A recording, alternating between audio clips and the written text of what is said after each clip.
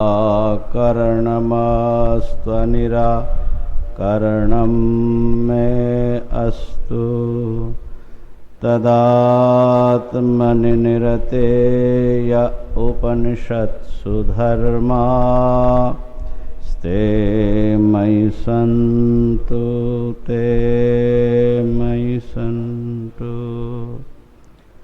ॐ शान्तिः शान्तिः शान्तिः। शङ्करं शङ्कराचार्यं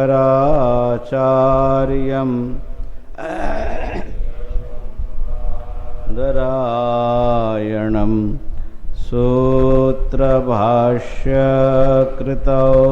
वन्दे भगवन्तौ पुनः पुनः।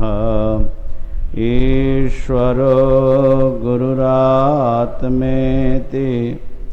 मूर्तिभेदविभागिने व्योमवद्व्याप्तदेहाय दक्षिणामूर्तये नमः। ॐ शान्तिः शान्तिः शान्तिः।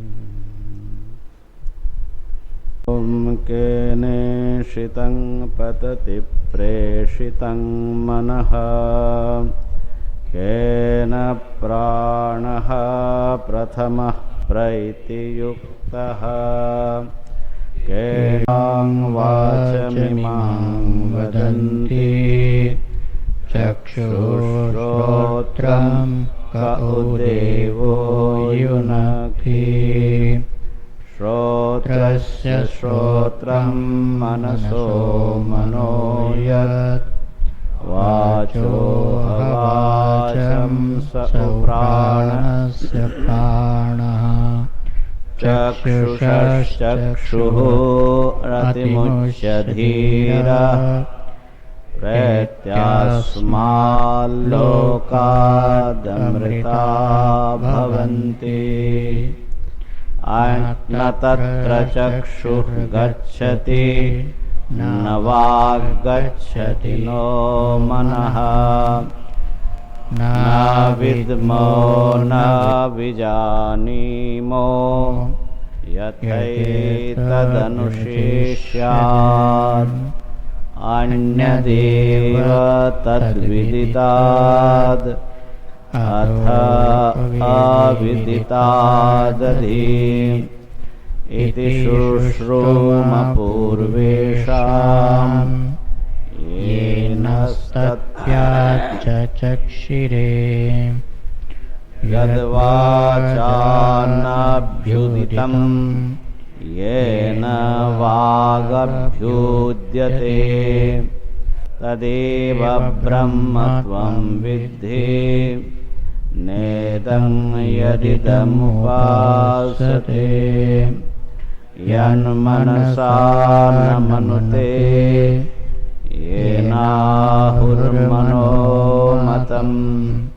तदेव ब्रह्मत्वं विद्धि नेदं यदिदमुपासते।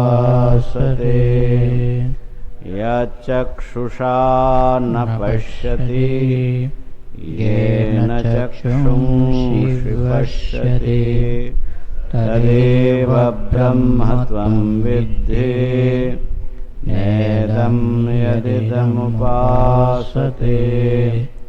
यश्रोत्रेण न शृणोति येन श्रोत्रमिदं श्रुतं तदेव ब्रह्मत्वं विद्धि नेदं यदिदमुपासते।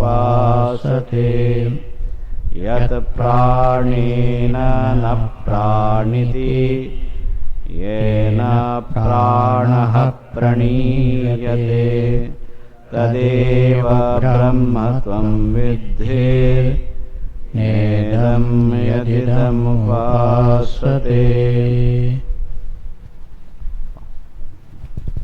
ओम शांति शांति शांति।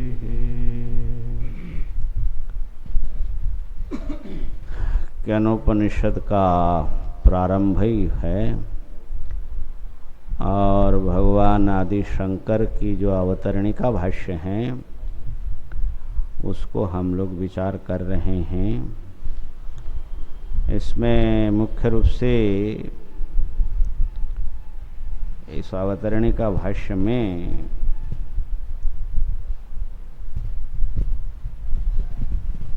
अनुबंधों का निर्णय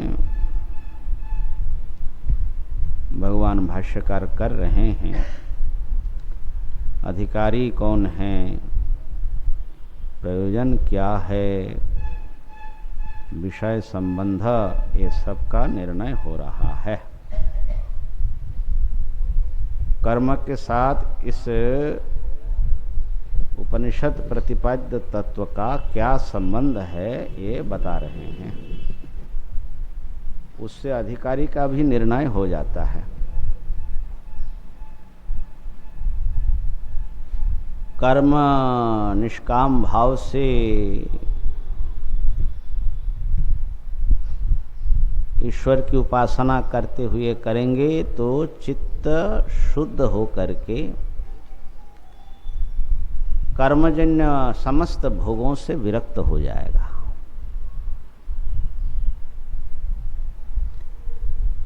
उन भोगों की जो असारता है,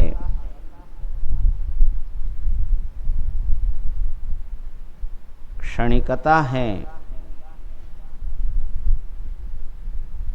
मिथ्यात्व है, उसके चित्त में बिल्कुल स्पष्ट भासने लगेगा। वैराग्य कोई जबरदस्ती वाली चीज तो है नहीं भाई। जिन चीजों में हमारा चित्त अटका हुआ है,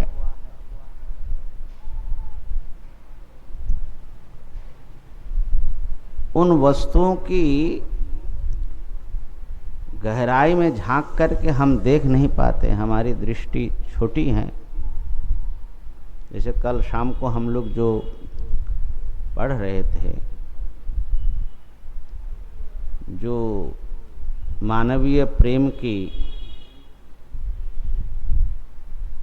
एक तीव्र आसक्ति मनुष्यों में रहती है, स्त्री पुरुष के प्रेम की, और वो प्रेम कितना आकर्षणीय होता है प्रारंभ में और कैसे उसका स्वरूप बदल जाता है बाद में।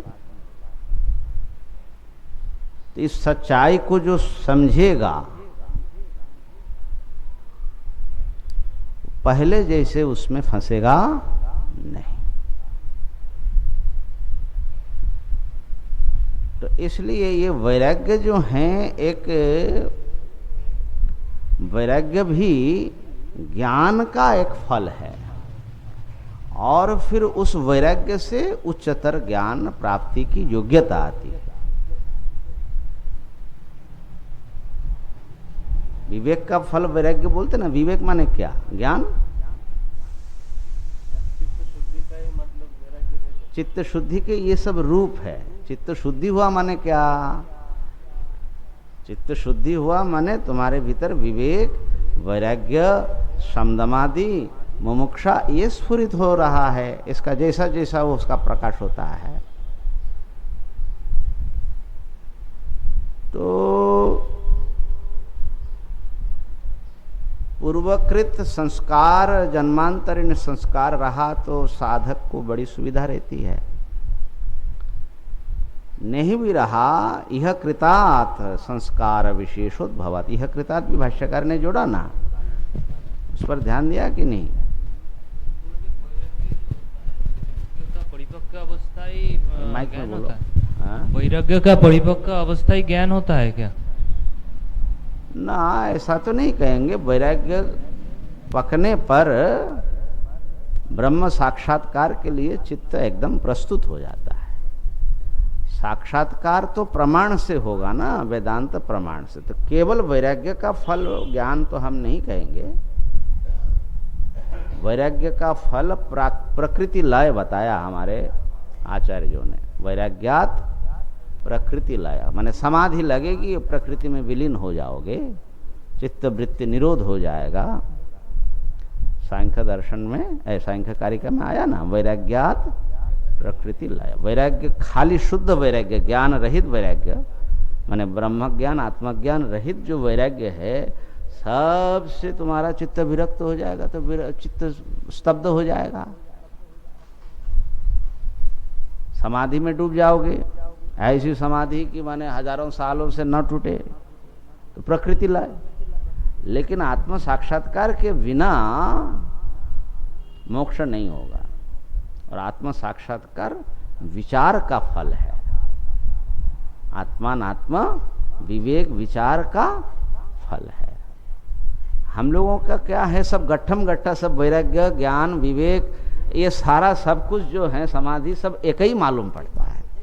लेकिन शास्त्र के भीतर प्रवेश होने से फिर ये धीरे धीरे विवेक पूर्ण उसका स्वरूप भासता है।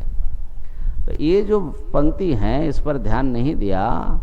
विशुद्ध सत्वस्य तु निष्कामस्यैव बाह्याद अनित्यात् साध्य साधन संबंधाद इह कृताद पूर्व कृताद वा संस्कार विशेषोद्भवाद विरक्तस्य प्रत्यगात्म विषया जिज्ञासा प्रवर्तते।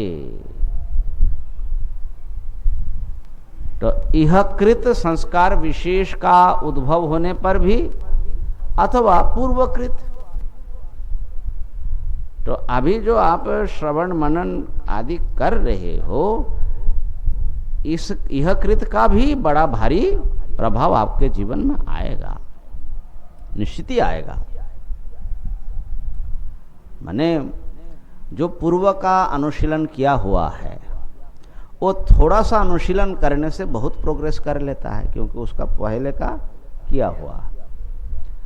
और जो पूर्व का नहीं है लेकिन अभी शुरू किया है, तो उसको मेहनत ज़्यादा होता है, लेकिन वो भी कर पाता है। तो इसलिए ऐसा नहीं कभी समझना चाहिए कि भाई हमारा तो साधन चतुष्टय है ही नहीं है, तो अब हमको जिज्ञासा कैसे जगेगी। संस्कार डालने का, एक छोटा बच्चा वो कहे कि भाई हमारा तो पढ़ने का मन ही नहीं है, समझ ही नहीं है, तो हमको पढ़ने से क्या होगा, तो उसको क्या कहा जाएगा? 2 थप्पड़ मारो, बैठो, करो, इसको याद करो, रटो।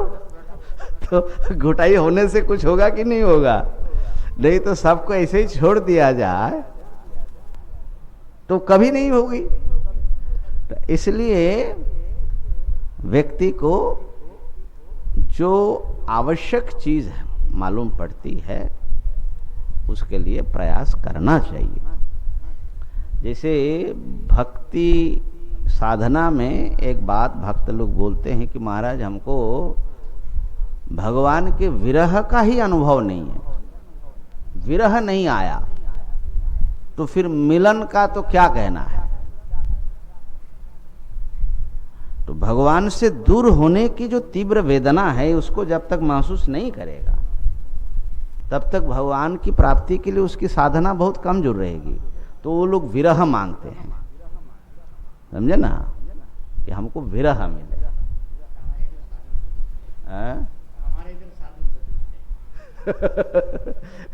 नहीं, हम ये, वो तो ठीक है, हम ये कहना चाह रहे थे कि अब विरह महसूस नहीं हो रहा है, तो ऐसा कहे करके भाई विरह ही नहीं हो रहा है तो फिर हम क्या साधना करें, ऐसा नहीं होता है।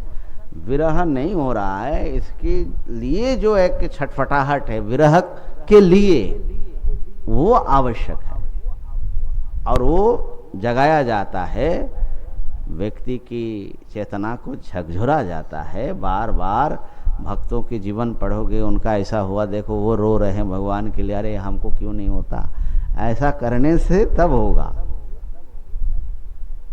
पकड़ रहे बात को ना। तो इसलिए ऐसा नहीं कि छोड़ दो कि हमको तो जिज्ञासा का अधिकारी नहीं है, महाराज क्या करें। इसलिए भाष्यकार की ये शब्द ध्यान देना, यह कृतात्, कुछ तो करो भाई, ठीक है नहीं है तुमको साधन चतुष्टय, ठीक है जिज्ञासा नहीं जग रही है, लेकिन इसका मतलब कसमकस नहीं करोगे क्या उसके लिए? कसमकस करने से लाभ होता है, इसी के नाम साधना है। अभ्यास से भवा सब सध जाता है, ठीक है। अभ्यास से परमात्मा की भी कृपा मिलती है। तो ऐसे जो विरक्त हो गए हैं कर्मजन्य भोगों से, उसको प्रत्यगात्म विषयक जिज्ञासा जगती है।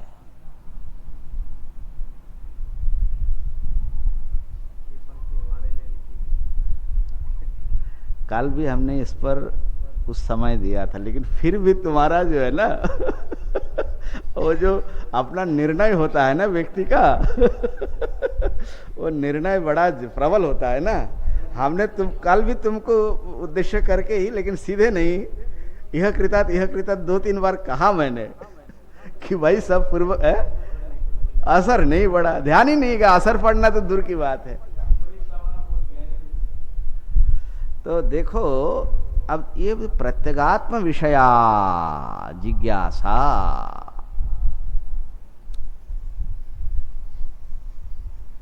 प्रत्यगात्म विषया माने अपनी जो अपनी जिज्ञासा, अपने आप के, अपने स्वरूप के, वास्तविक स्वरूप के लिए जिज्ञासा प्रवर्तते।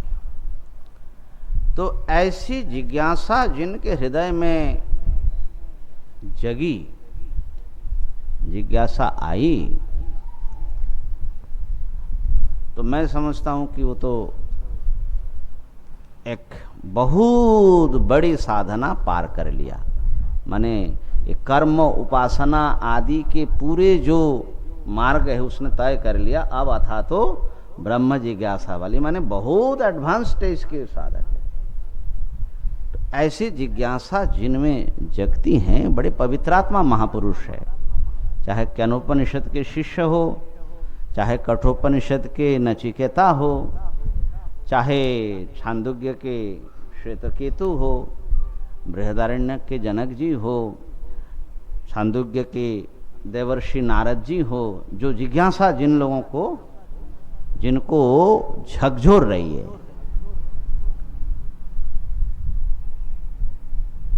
तो नचिकेता का तो ठीक जिज्ञासा तो उनको मौत के पास भेज देने से शायद जगी होगी। हाँ, वहां पर फिर वो जिज्ञासा ले करके बैठे रहे, हिले नहीं, कितना सब प्रलोभन दिया, है ना।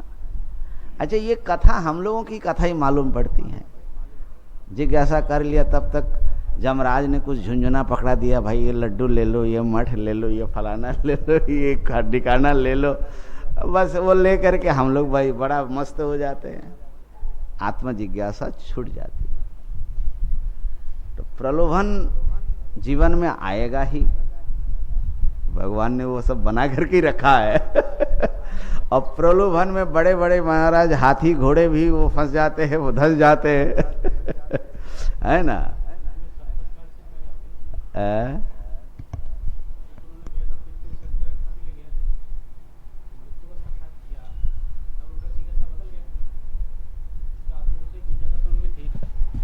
ऐसा तो नहीं कहा गया, ठीक है। पिता के वचन रक्षा के लिए वो गए थे जमराज के पास। अब जब वहाँ गए तो फिर उनमें जिज्ञासा पैदा हो गई मृत्यु को देख करके। अब तो मृत्यु को उन्होंने अनुभव किया, तो जिज्ञासा पैदा होने में इसका भी कुछ हाथ हो सकती हाथ है। ऐसा लगा। अब वो तो कठोपनिषद में देख लेंगे उस समय नचिकेता की बात क्या है। अभी तो चेले, ये जो केनोपनिषद का शिष्य है महापुरुष है, उनको भी देख ले। यह कृतार्थ जो है, हाँ, उसमें उनका क्या है? किनका? नचिकेता का। नचिकेता का? नचिकेता तो छोटा बच्चा है, बहुत कुछ किया इस जन्म में, ऐसा तो लगता नहीं है।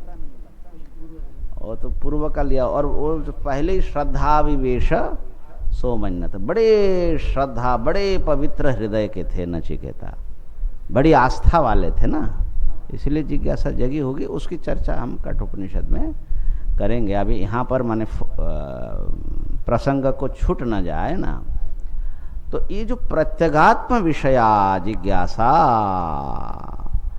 उसकी प्रवृत्ति होती है और उसी बात को तदेतद वस्तु प्रश्न प्रतिवचन लक्षणया श्रुत्या प्रदर्श्यते, इसी के प्रश्नोत्तर के द्वारा केनोपनिषद श्रुति प्रदर्शित कर रही है। कैसी जिज्ञासा जगी, कैसा प्रश्न हुआ और कैसा उत्तर आया, फिर उस उत्तर को शिष्य ने कैसा आत्मसात किया, फिर उसको उन्होंने कैसे गुरुजी को सुनाया।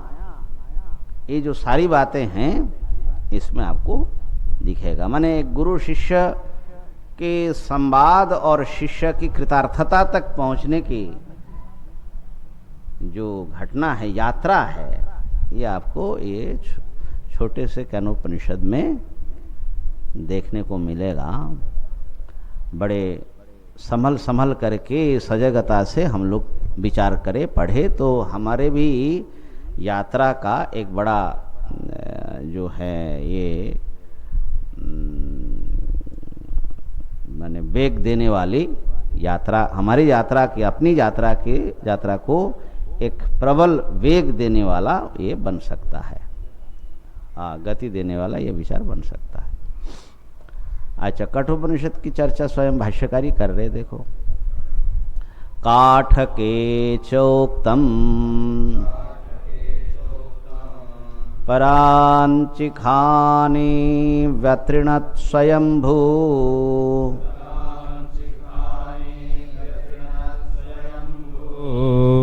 तस्मात् परां पश्यति नान्तरात्मन्। तस्मात् परां पश्यति नान्तरात्मन्। कश्चिद्धीरः प्रत्यगात्मानमैक्षद। कश्चिद्धीरः प्रत्यगात्मानमैक्षद। आवृत्तचक्षुरमृतत्वमिच्छन्। आवृत्तचक्षुरमृतत्वमिच्छन्। इत्यादि।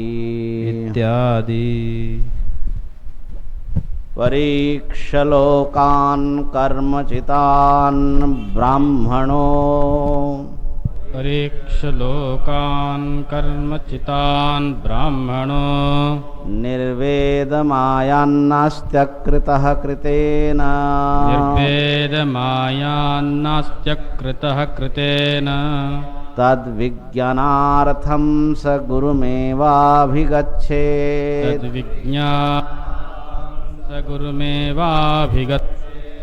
समित्पाणिः श्रोत्रियं ब्रह्मनिष्ठम्।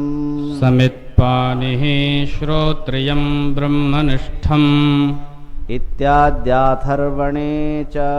इत्याद्याथर्वणे च।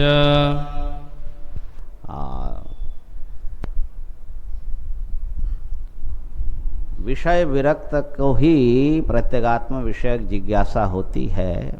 इसके लिए दो और उपनिषद के वाक्यों को यहाँ पर प्रमाण रूप से उपस्थापित किया। कठोपनिषद में ये देखो, ये श्लोक आया है, परांचिखानि व्यातृणत् स्वयंभू। परांची, खानी, खानी माने इंद्रियाणी। इंद्रिया क्या है? छेद है। ख माने आकाश बोलते हैं ना, बहुवचन में खानी, खम, खे, खानी, ये सब छेद ही है इंद्रिया। इस छिद्र से आत्मा तक विषय घुसता है। तो ये जो खानी, परांची माने पराग बोलते हैं बाहर की ओर। तो जो बाहर की ओर जाने वाले हैं उसको पराग बोलते हैं, और जो भीतरी सत्ता है, भीतर रहता है, उसको प्रत्यक बोलते हैं। तो ये प्रत्यक आत्मा शब्द आपने कई बार सुना होगा, लेकिन उसका अर्थ है अंतर सत्ता। प्रत्यक और पराक एक दूसरे के विपरीत शब्द है। तो जो बाहर जाने वाला है या बाहर की ओर जिसकी गति है वो पराक है, उसका भी बहुवचन परांची। तो खाने का विशेषण है, माने हमारी इंद्रियां जो है वो कैसी हैं? परांची, पराग दिशा की ओर, बाहर की ओर जाती हैं।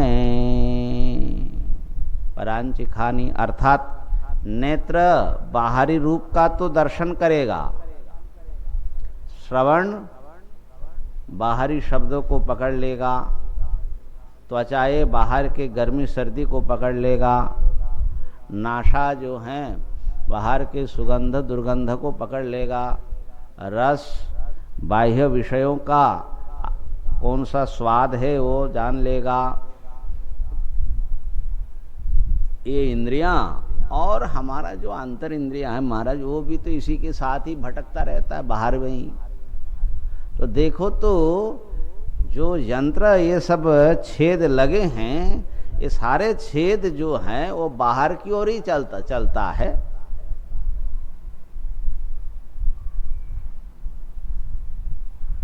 कहा कि महाराज ऐसा क्यों हुआ? सब बाहर के चीजों को ही ऐसा क्यों हुआ? तो क्या आपको क्या लगता है ऐसा क्यों हुआ? आप कहोगे कि हमको जिज्ञासा ही नहीं है, हम क्या उत्तर दें। आखिर ये भी वही प्रश्न है ना, मन चक्षु ये सब ऐसा जो व्यवहार करता है, आखिर इसको कौन ऐसा क्यों है? इसके साथ उसका जोड़ है कैनेशितम के साथ। हाँ, तो कहना पड़ेगा कि महाराज ये एक ऐसा ही है, प्राकृत व्यवस्था है, ऐसा ही होता ही है, ठीक है ना, ये स्वाभाविक है। तो जो स्वाभाविक व्यवस्था है माने किसी व्यक्ति विशेष का, मनुष्य की बनाई हुई व्यवस्था नहीं है, तो उसको हम लोग कहते कि जो स्वयंभू, ये सारे विश्व चराचर में जो स्वयंभू है, जो दूसरे से बना है उसके स्वभाव की जिम्मेदार तो बनाने वाला होगा, लेकिन जो दूसरों से नहीं बना अपने आप ही बनता है, स्वयमेव भवति, अथवा स्वयं ही होते हैं, अपने अस्तित्व के लिए किसी दूसरे पर डिपेंड नहीं है, उसको बोलते स्वयंभू, ठीक है ना। दुनिया के सारे सत्ता वो परभू है, माने पर से दूसरे से, हाँ, पराग भवति, परस्मात् भवति, हाँ। और ये जो है एक सत्ता जाकर के आपको मिलेगा जो स्वयंभू है। अब वो स्वयंभू ने ये सारा सब कुछ ऐसा ही बनाया है, अब क्या करे? कहा कि महाराज बड़ा गलत बनाया। व्यत्रिणत ये व्यवस्था ऐसा बना दिया है, हाँ, व्यत्रिणत। भाष्यकार इसका अर्थ वहां किया हिंसितवान, हमारे ऊपर जो है बड़ी भारी जो है अन्याय किया है, हिंसा किया है, एक ऐसा जोड़ दिया, ऐसे सब शक्तियां हमको दे दी, अब सब बाहर की ओर खींच रहे हैं ये घोड़े। अब हम करें क्या, कितना संभाले भाई? इसको संभालते तो तब तक ये भटकता है है ना। और सबसे दुर्दांत तो मन है ही है। ऐसा जो है व्यात्रिणत स्वयंभू। अब भाई जो स्वयंभू है वो हिंसा भी किया है तो मानना पड़ेगा, कृपा भी किया है तो मानना पड़ेगा। अब उसमें क्या करोगे? वो तो उसकी शिकायत और किसी से नहीं कर सकते। ठीक, लेकिन वही बात है कि कंट्रोल करने की बात क्यों आती है? वैसे बिना कंट्रोल के ये सब ठीक ठंडा रहे और भीतर देख ले तो कितना बढ़िया होता। उस दृष्टि से बोल रहे, माने साधक की जो एक कठिनाई है, संघर्ष है, उसको यहाँ प्रकट कर रहे हैं। अच्छा, कई बार लोग झल्लाते भी हैं भगवान से, माने ईमानदार साधक भी बोले महाराज ये सब क्या कर रहे हो? तो व्यत्रिनाथ स्वयंभू, और इसका परिणाम क्या हुआ? परिणाम बड़ा खराब हुआ। देखो, बोलते तस्मात्, इसीलिए परांग पश्यति, पराग पश्यति, बाहरी देखते रहते हैं ये इंद्रियां, नान्तरात्मन, इनके अंदर बैठे हुए जो आत्मा सत्ता है, इनकी जो आत्मा है, समस्त इंद्रियों की जो आत्मा है, उसको वो देखते नहीं हैं। ये तो संसारी प्राणियों का वर्णन हुआ, लेकिन इसमें से दो चार अलग छट जाते हैं, छटक जाते हैं। कश्चित धीरहा, कोई धीर व्यक्ति, धीरहा माने धियम ईरयति, जो धी पर नियंत्रण रखने वाले होते हैं। धीरहा, धैर्य वाला, इंद्रियों के वेग को जो धारण करता है, सहन करता है, अपने विवेक से नियंत्रित करता है। धीरः प्रत्यगात्मानम ऐक्षत, ऐसा धीर व्यक्ति प्रत्यगात्मा को देख लिया।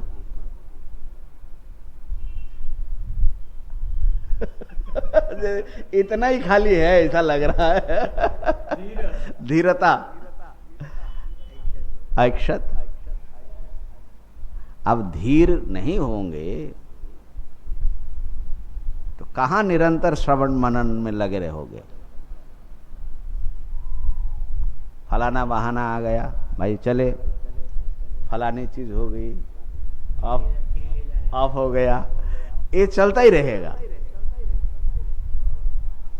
जो धीर होता है माने वो डटा रहता है ना, जो चीज पकड़ता है उसको छोड़ता नहीं है।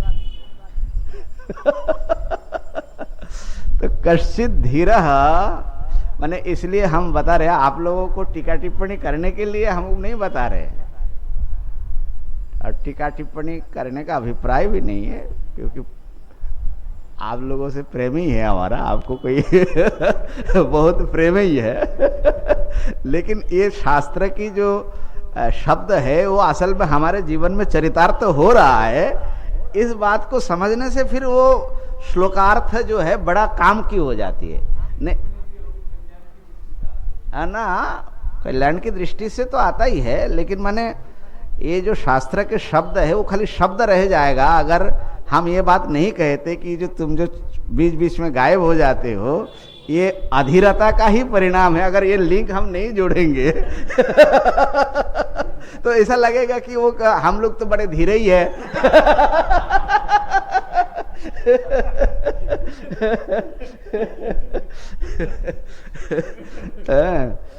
तो कश्चित धीरः प्रत्यगात्मानम ऐक्षत, महाराज प्रत्यक अंतरात्मा को देख लेता है। कैसे देख लेता है महाराज? कहा कि बस इतना ही काम है, आवृत्त चक्षुः, चक्षु माने उपलक्षण है सभी इंद्रियों का, समस्त इंद्रियों को वो परावृत्त कर लेता है। जो बाहर की ओर स्रोत है इसके, उस स्रोत को रोक करके वो अपने इसके स्रोत के मूल, कहाँ से ये सब आ रहे हैं, मन कहाँ से आया, नेत्र कहाँ से आए, श्रवणेन्द्रिय कहाँ से आया, इसके जो मूल सत्ता है, मूल, जैसे गंगा जी की गति समुद्र की ओर है और गंगा जी कहाँ से आ रही है देखना हो तो गोमुख, ऊर्ध्वमुखी जो यात्रा है, तो इसी प्रकार इसके मूल जो है, मूल है आत्मा। एक दिन मैंने पहले भी बताया था और बार बार इसको स्मरण करना है कि आत्मा मन पर आता है, मन से इंद्रिय पर, इंद्रिय से शरीर और होते हुए विषय तक चला जाता है। ये बाहरी यात्रा है, स्रोत, बहिस्रोत। और विषय से शरीर में आओ, शरीर से इंद्रिय में आओ, इंद्रिय से मन में जाओ, मन से अहम में जाओ, अहम से साक्षी प्रत्यगात्मा में जाओ। ये उल्टा। तो ये उल्टा कौन जा सकेगा? जो बाहर की गति को रुक दिया, उलट दिया, है कि नहीं? जो मन इंद्रिय की, बुद्धि की जो बाहर की और बहिर्मुख जो चिंतन विचार चल रहा है, इस चिंतन स्रोत को, विचार स्रोत को, इंद्रिय स्रोत को उल्टा घुमाना पड़ेगा। और घुमाएगा असल में जिज्ञासा, उसकी जिज्ञासा, उसके विषय में जिज्ञासा होगी तो उधर घूमेगा ना। अभी जिज्ञासा तो वस्तु के विषय में है, भौतिक वस्तुओं के विषय में, कि ऐसा होगा तो क्या होगा, उसकी जिज्ञासा है, समझे ना। तो आवृत्त चक्षुः, कहा कि महाराज इन्होंने कैसा उल्टा घुमा लिया, क्यों? कहा अमृतत्वम।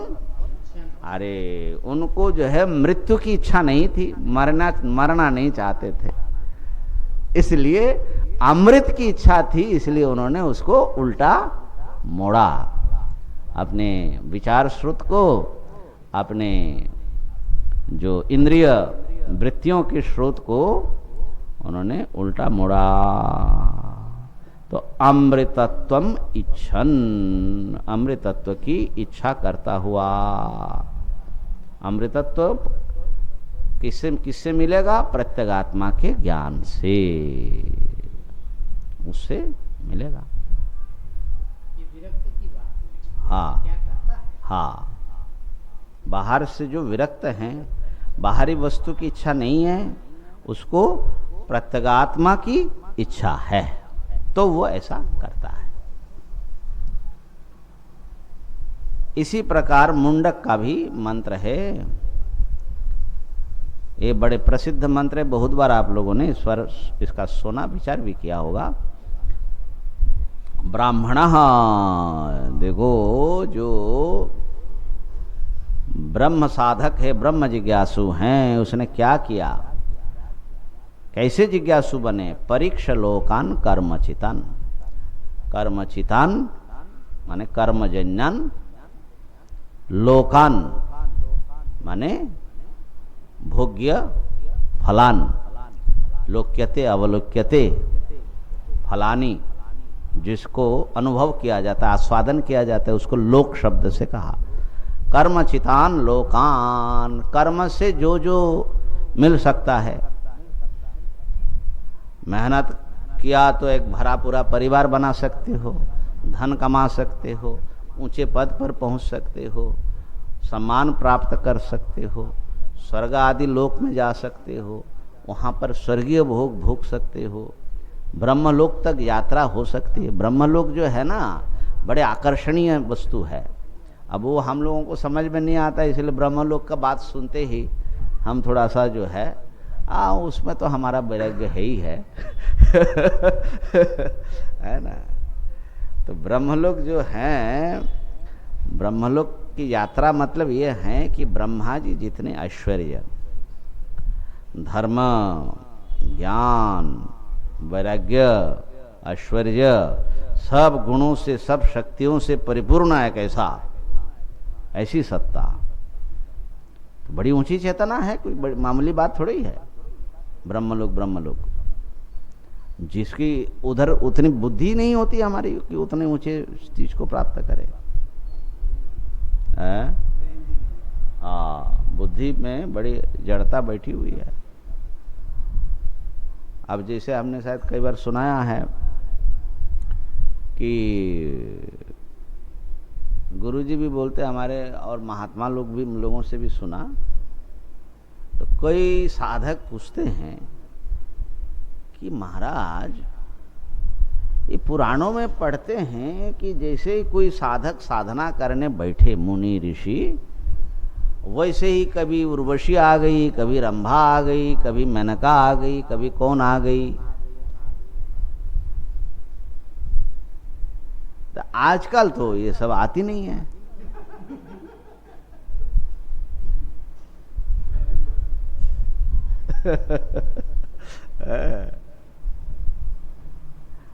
आ जाती तो बड़ा अच्छा था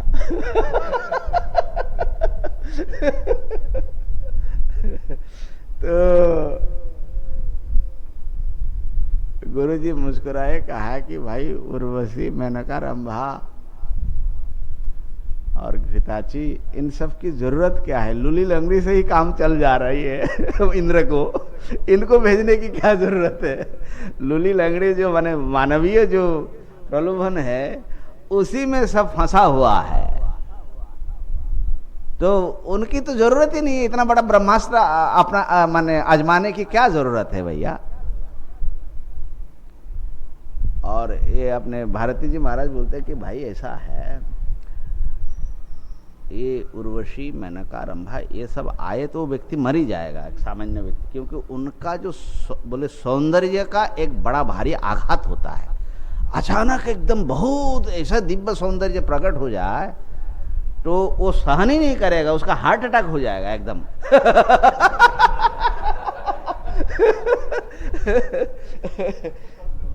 हाँ है क्या?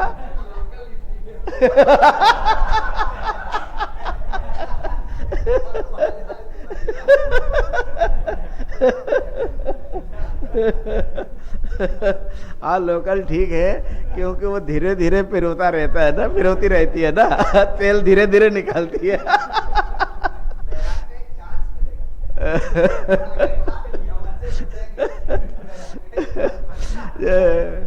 चांस वैराग्य तो भैया परीक्षा, कर्मचितान लोकान परीक्षा, जो परीक्षण नहीं करेगा उसको तो कितना भी घुटाई होता रहे जन्म जन्म से, उसको वैराग्य नहीं आएगा।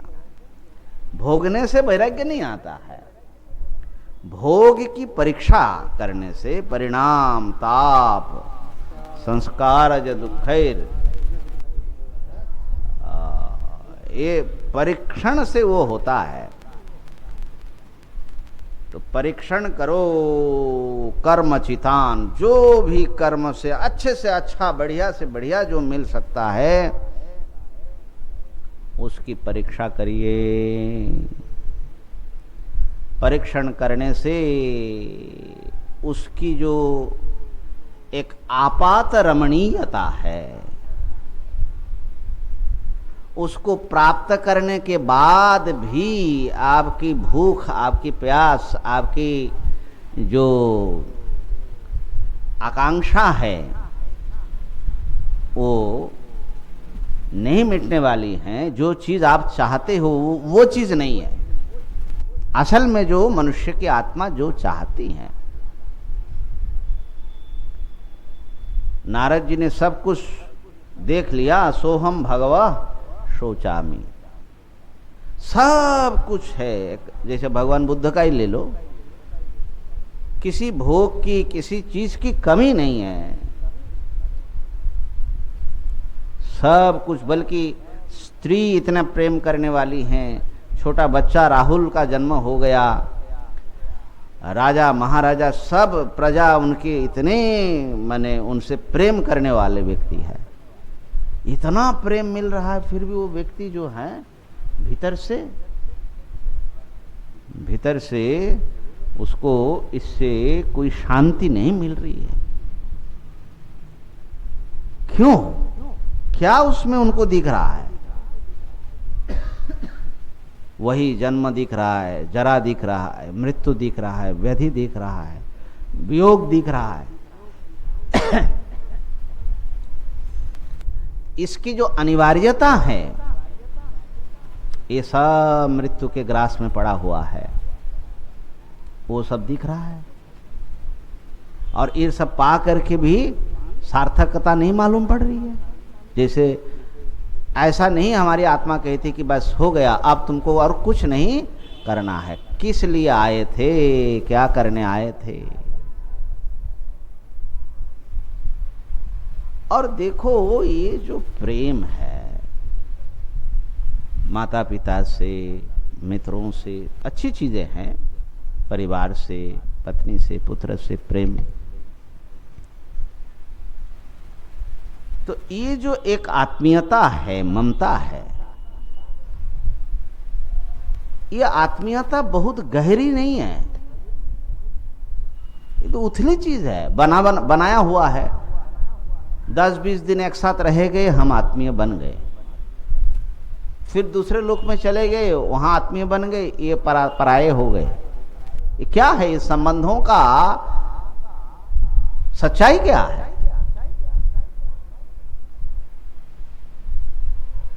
देखो, मनुष्य, प्रत्येक आत्मा, जीव,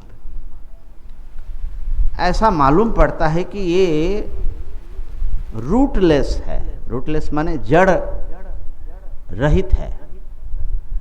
अर्थात सचमुच मेरा कौन अपना है? मैं कहां से आ गया? क्या मेरा कोई सचमुच कोई आत्मीयता, प्रेम सब चाहते हैं, लेकिन असल में मेरा कौन है? तो भीतर से जो व्यक्ति थोड़े परिष्कृत, ये परीक्षा लोकान कर्म चितन, कैसे परीक्षण जो होता है उसके परीक्षण करता है।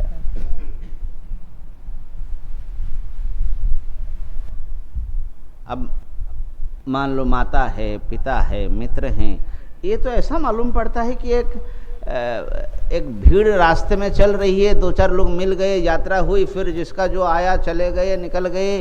ये क्या है महाराज? तो हम कौन हैं? हमारा कौन है? असल में कौन है? कस्त्वम को हम को तो आया था। तो मेरे ख्याल से प्रत्येक विवेकी कहीं ना कहीं इस पीड़ा से पीड़ित होता है कि सच्चा प्रेम माने जो हमारा सचमुच अपना हो। सचमुच अपना कौन है? तो यहां तक पहुंचने के लिए ये जिसको हम अपना मान करके जी रहे हैं, इसकी जो एक मिथ्यात्व है, उथलापन है, ये जो बनावटी है, इसको थोड़ा एहसास होना पड़ेगा। तो ये बनावटी समझने से आपको वहां से चित्त हटेगा, नहीं तो चित्त तो उसमें बड़ा धंसा रहता है, बड़े गहरे में गया हुआ पकड़ करके रहना चाहता है। तो परीक्ष लोकान कर्म चिता, परीक्षण करता है, और फिर जब बड़ा अकेला पाता है अपने आप को, भीतर से बहुत अकेला है, न कोई आया है साथ में, न कोई साथ जाएगा, तुम तो अकेले हो। तो ऐसा अकेली जो सत्ता है, सारी दुनिया में अकेला हो जाना बड़ी भयंकर बात है। तो फिर उसको खोजना पड़ता है, क्या ये मुझे लाने वाला कौन है, उसकी क्या अभिप्राय है।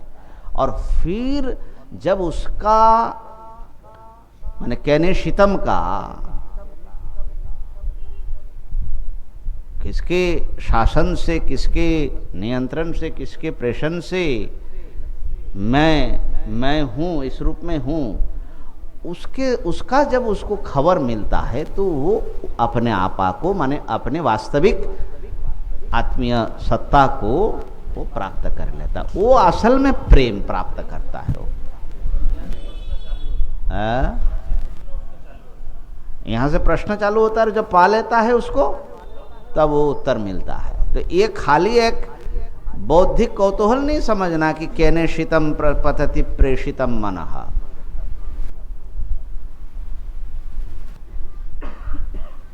वो कर्म की अर्जित समस्त चीजों का परीक्षण करता है, और उस परीक्षण में उसकी वास्तविक आत्मसत्ता या आत्मीय सत्ता प्रेम की उसको भूख है।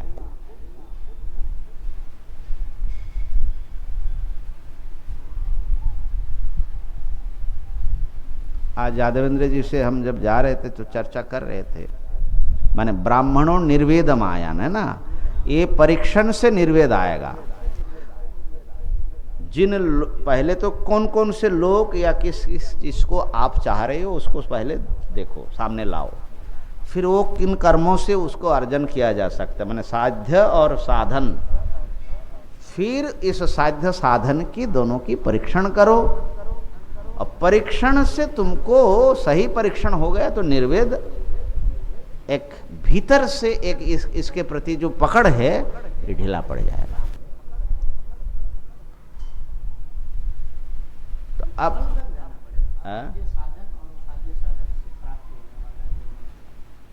नहीं, साध्य ही फल मैं बता रहा हूं, साध्य को ही फल रूप में ले रहा हूं, ठीक है। लोक्यते अवलोक्यते कर्म फलानी, भोग को ही यहाँ फल बता रहा हूं। तो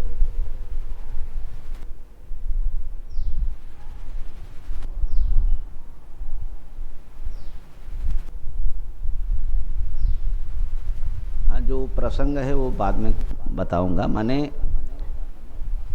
एक कर्मों का एक संजाल, अपने ही कर्मों का, वो हमारे जीवन के इर्द गिर्द सब फैला हुआ है, मेरे अपने कर्मों का, और उससे भोग ले रहे हैं हम। हमारा शरीर इंद्रिय से जो हमको भोग मिल रहा है अपने कर्म से, और हमारे मित्र शत्रु परिवार और जो भी हैं इनसे भी हमको एक सुख दुख आदि मिल ही रहा है, ठीक है ना। तो ये सब कर्म का फल है ऐसा तो हम कह देते हैं, लेकिन उसको कितना समझते हैं कह देना और समझना अलग होता है। अभी जैसे यादवेंद्र जी कल बता रहे थे कि कोई एक व्यक्ति, उनका युवा पुत्र मर गया, तो बोले कि हम देखते हैं कि उसको जब हम अपने संवेदना प्रकट किया तो कहता है कि बोले बड़ा पढ़ा लिखा या ज्ञानी नहीं है, लेकिन वो कहता है कि ये तो गुरुजी का विधान है, उन्होंने दिया, उन्होंने ले लिया।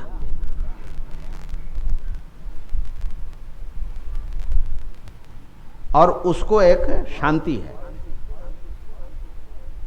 तो हमने कहा कि इसका नाम ज्ञान है, ये गहरा ज्ञान, गहरा समझ उनको प्राप्त है। तुमने पूरा उपनिषद रट लिया, इससे तुम ज्ञानी नहीं हो गए। तुमको समझ में आया कि एक दिव्य विधान से, चाहे वो गुरु कहो, चाहे भगवान कहो, चाहे कुछ और नाम दो, तो इसका संयोग और वियोग ये एक विधान से चल रहा है, इनके ऊपर हमारा अपना वश नहीं है। और वो विधान हमारे इस जन्म के और पूर्व जन्म के कर्मों के अनुसार ही हमारे प्रति विशिष्ट रूप लेती है। तो ऐसा जो सचमुच समझेगा उसको कितनी बड़ी ताकत मिलेगी बताओ। अब जैसे पुत्र चला गया तो उसको एक भीतर से मजबूत वो है, क्यों? क्योंकि उसने विधान को समझा। ये आना और जाना हम लोग इतना पूरा देखते नहीं ना, हम एक अपने मतलब कि हमने सोचा कि ऐसा हमको चाहिए और उसको कैसे प्राप्त करें, भाग रहे हैं उसके पीछे। वैज्ञानिकों को क्यों समझ में आ रहा है? वो जो कैनेशितम मनाहा, वो प्रश्न कर रहा है, वो अपनी भाषा में कर रहा है, उपनिषद पढ़ के नहीं कर रहा है। क्योंकि इस जगत के बाह्य रूप के पीछे जो एक पर्पसफुल एक्शन है, एक बड़ी उद्देश्यपूर्ण योजना मालूम पड़ती है दुनिया में। तो ये उद्देश्य पूर्ण योजना को देख करके वो आश्चर्यचकित होता है। माने विश्व के संचालन एक कोई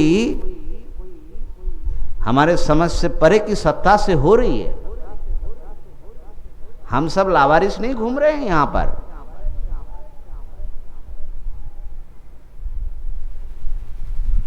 सबके कोई मालिक है और उनके विधान को मानना पड़ेगा और मानने में शांति है। तो ये अध्ययन करके जगत को देख करके अगर ये समझ आप डेवलप करोगे तो आपको निश्चित रूप से शोक और मोह ये कम होगा। पढ़ने का मतलब ये है, पढ़ने का मतलब पुस्तक रट लेने का नाम नहीं है।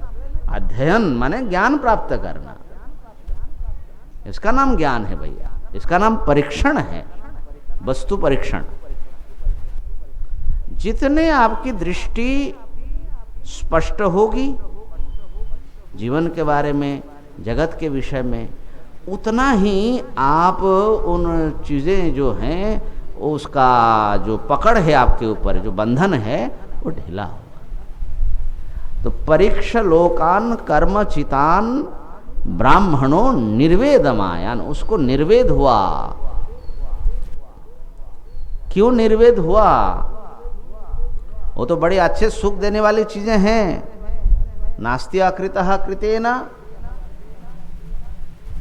कृतेन माने कर्मणा, अकृतः माने नित्यः वस्तु, नित्यम वस्तु नास्ति। कर्म से जो भी पाओगे वो थोड़ी देर में धराशायी होगा। जो भी महल बनाओगे वो टूटेगा। कर्मजन्य कितना भी मेहनत कर लो भैया, बल लगा दो पूरा जीवन भर, पछताओगे जरूर। क्यों? क्योंकि कर्म का फल कभी नित्य हो नहीं सकता। कितने बड़े बड़े मठ देखते हैं हरिद्वार में। हम जब पहले पहले घूमते थे, एक एक मठ जैसा हमारे ऐसा 50 आश्रम घुस जाए उसमें ना, साम्राज्य जैसा मालूम पड़ता है। और जब भीतर जाते हैं तो जो स्वामी जी बनाए तो चले गए, मालूम पड़ता है कि स्मशान पूरी पड़ा है, कोई माने डेड बॉडीज, एक जीवंत कोई संस्था नहीं मालूम पड़ती है, डेड बॉडी है। चले गए, अब पड़ा हुआ है, चाहे वो छोड़ करके गए। अब तो ऐसे, ये तो संसार का स्वरूप है भैया। राम जी कितने बड़े राम जी हैं, हम तो भगवान ही मानते हैं। रावण को मारा, अब अयोध्या में जाकर देखो, पूरे पृथ्वी पर जिनका शासन चलता है, अब लोग बहस करते कि राम करके कोई ऐतिहासिक व्यक्ति हुए कि नहीं हुए, काल्पनिक व्यक्ति है। और उनका जो मंदिर है जन्म स्थान पर बोलते हैं, उसी पर मस्जिद बन गया। तो तुम क्या सोचते हो तुम्हारे ऊपर क्या बनेगा? है क्या बनाना है भाई, और क्यों बनाना है? क्या कर लोगे बनाकर?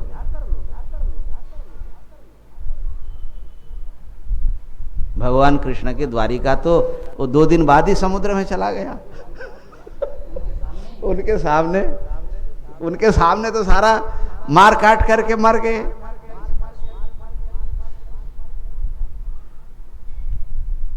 तो कितना कुछ कर लो, संसार का विधान को समझ लीजिए। तो ये बाहर जितना भी बल लगा दो, उसका परिणाम अंततः निरर्थकता में पर्यवसित होगा।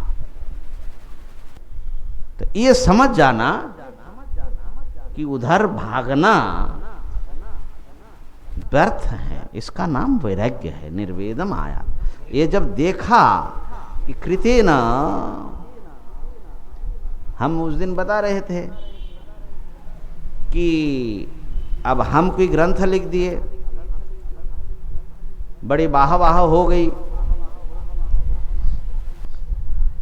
तो क्या हो गया भाई, इसके बाद क्या हुआ?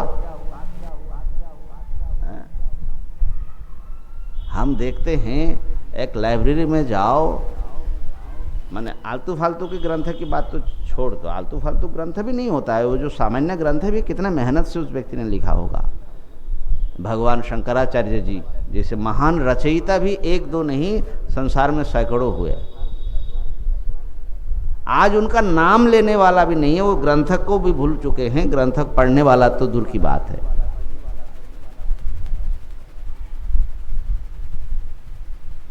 तो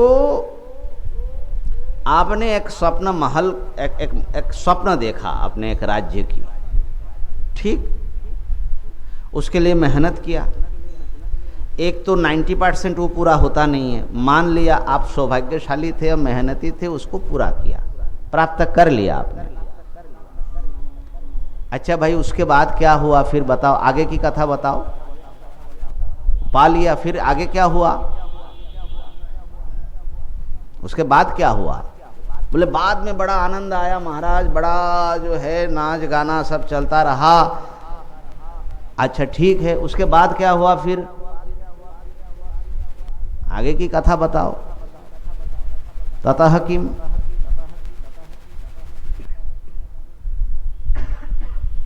इसके बाद क्या हुआ?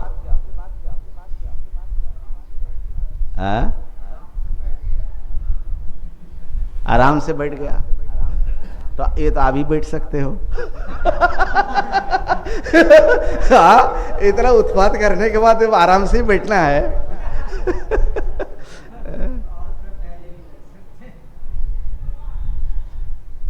तो ये परीक्षण नहीं करते ना। समस्या हम लोगों की ये है कि हमारी कल्पना जहाँ जा रही है उसको पाने की, तो उसमें इतना बुद्धि जो है विमूढ़ हो जाती है।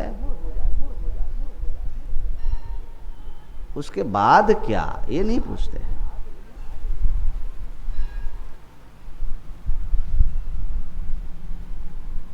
शरीरम स्वरूपम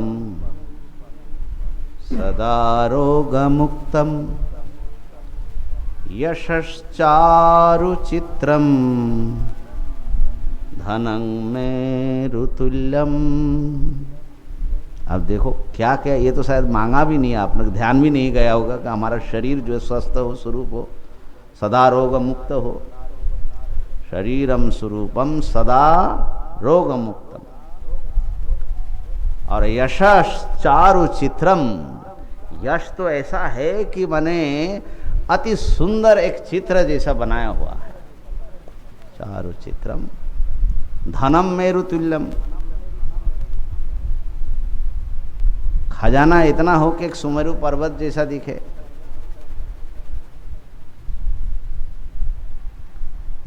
लेकिन फिर भी व्यक्ति की आत्मा वही दीनहीन भिखारी बना रहता है।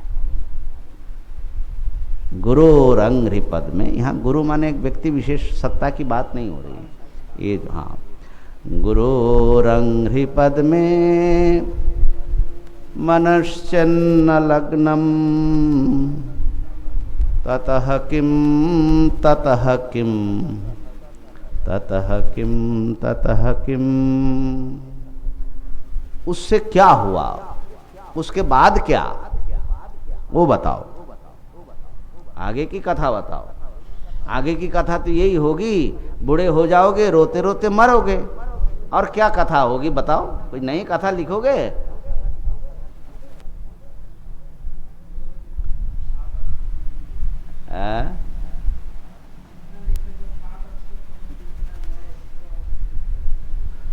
तो ये जो नास्ति अकृतः कृतेन,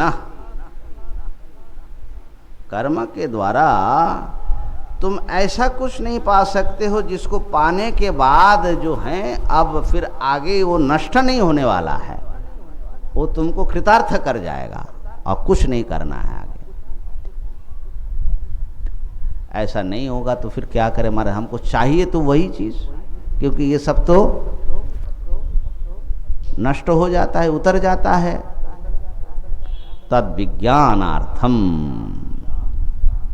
अब जो है एकमात्र प्रत्यगात्मा के ज्ञान से ही वो जो आप असल में चाहते हो वो मिल सकता है। इसलिए तद विज्ञानार्थम, कर्म से नहीं होता है, ज्ञान से होता है। ये समझ डेवलप करना, यही कर्मकांड की जरूरत है। कर्म आपको इतना सिखा दिया कि जीवन भर कर्म किया लेकिन उससे हम भर नहीं पाए, तो समझ लो कर्म आपका सफल हुआ। क्योंकि कर्म, असल में कर्म का मुख्य फल यही है कि वैराग्य हो जाए कर्म से।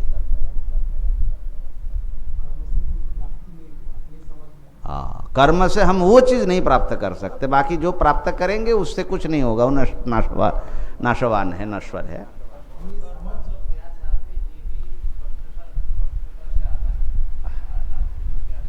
हाँ,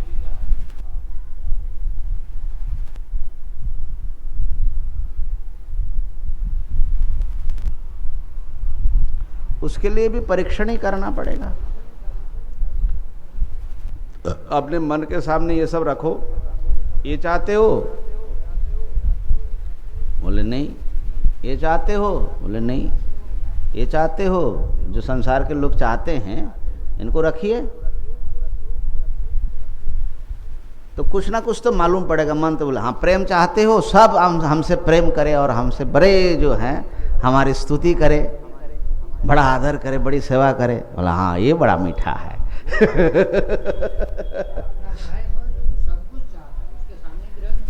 हाँ ना, कई बार जो है थोड़ा ऐसा भी होता है व्यक्ति को।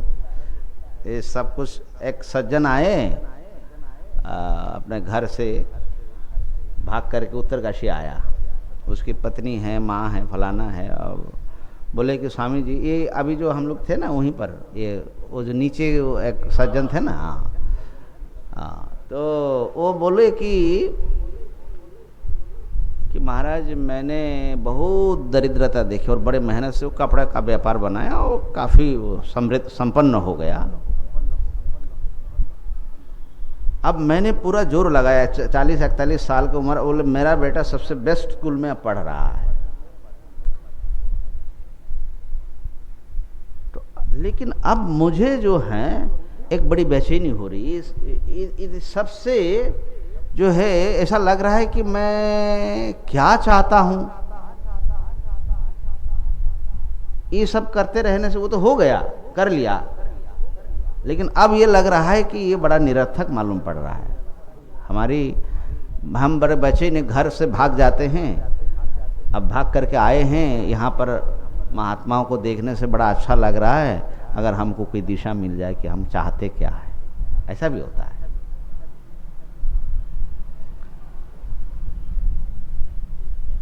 हाँ, पर्पस ऑफ लाइफ क्या है, ये भी प्रश्न होता है। तो अगर ये सब में कहीं भी आपको मन नहीं लगता है, तो इससे परे किसी चीज की जिसकी कल्पना भी तुम नहीं कर पा रहे हो, उसकी चाह है। चाह के बिना तो व्यक्ति होगा ही नहीं, तब तो व्यक्ति पूर्ण हो जाएगा, है ना। तो होगा तो इधर ही कुछ, इसी लोक की किसी चीज को चाहते हैं, लेकिन अगर नहीं चाहते हैं, बड़े भाग्यवान हैं, तो ये सब पढ़ोगे तो धीरे धीरे पता लगेगा कि अंततः असल में व्यक्ति अपने आत्म स्वरूप की ही ज्ञान चाहता है। तो तद विज्ञानार्थम स गुरुम एव अभिगच्छेत, गुरु के पास ही जाए, समित पाणी होकर जाए, माने पूरे समर्पित होकर जाए। और गुरु कैसे हो महाराज? श्रोत्रियम ब्रह्मनिष्ठम, श्रुति ज्ञान से संपन्न हो और उस ज्ञान में आस्था रखने वाला, निष्ठा रखने वाला हो। ब्रह्मनिष्ठम, ब्रह्मनिष्ठम माने ब्रह्म ही सब कुछ है और आत्मा मेरी आत्मा है, ऐसी निष्ठा रखने वाला, जो देह ही आत्मा है, कर्ता भोक्ता ही आत्मा है, ये चाहिए वो चाहिए, ऐसे जो आस्था रखने वाला है वो ब्रह्मनिष्ठ नहीं है, वो भोगनिष्ठ है, माने कर्ता भोक्ता स्वरूप में उसकी आस्था है। और जो ब्रह्म परिपूर्ण ब्रह्म मैं हूँ ऐसा समझने वाला है, ऐसा अनुभव करने वाला है, उसको ब्रह्मनिष्ठ कहा जाता है। तो ऐसे ब्रह्मनिष्ठ गुरु के पास वो जाए, क्योंकि कर्म से तो मिलने वाला नहीं है। वो अगर उनसे बैठ करके अगर ज्ञान प्राप्त कर लो, अगर दृष्टि खुल जाए तो आपका कल्याण हो जाएगा। इत्यादि आथर्वणे च, अथर्व में भी ऐसा ही बताया। तो क्या निर्यास निकला? एवं ही विरक्तस्य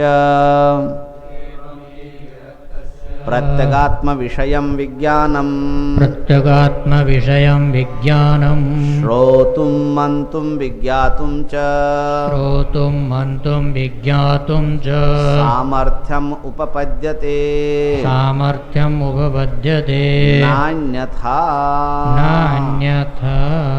एवं ही, इस प्रकार जो विरक्त हुए हैं, ऐसे विरक्त व्यक्ति को ही प्रत्यगात्म विषयक विज्ञान को श्रवण करने में, मनन करने में और आत्मसात करने में सामर्थ्य उपपन्न होता है, प्राप्त होता है, न अन्यथा। अन्य प्रकार से उसकी वो सामर्थ्य नहीं आता है ना।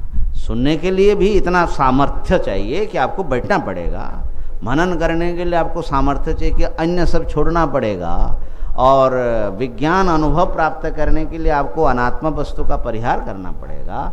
ये कोई मामूली सामर्थ्य नहीं है। तो जो अवैराग्यवान है, माने रागी हैं, कर्मफल के स्पृहा रखने वाले हैं, कर्मफल प्रेप्सु है, वो इसको प्राप्त नहीं कर सकता। बाकी बात कल बताएंगे। ओम आप्यायन्तु ममंगानि वाक्प्राणश्चक्षुः श्रोत्रमतो बलमिन्द्रियाणि च सर्वाणि, सर्वं ब्रह्मोपनिषदं माहं ब्रह्म निराकुर्याम्, मा ब्रह्म निराकरोत्। अनिराकरणमस्तु, निराकरणं मे अस्तु। तदात्मनि निरतेय उपनिषत्सु धर्मास्ते मयि सन्तु, ते मयि सन्तु, ते शान्तिः शान्तिः शान्तिः। ॐ ब्रह्मार्पणमस्तु।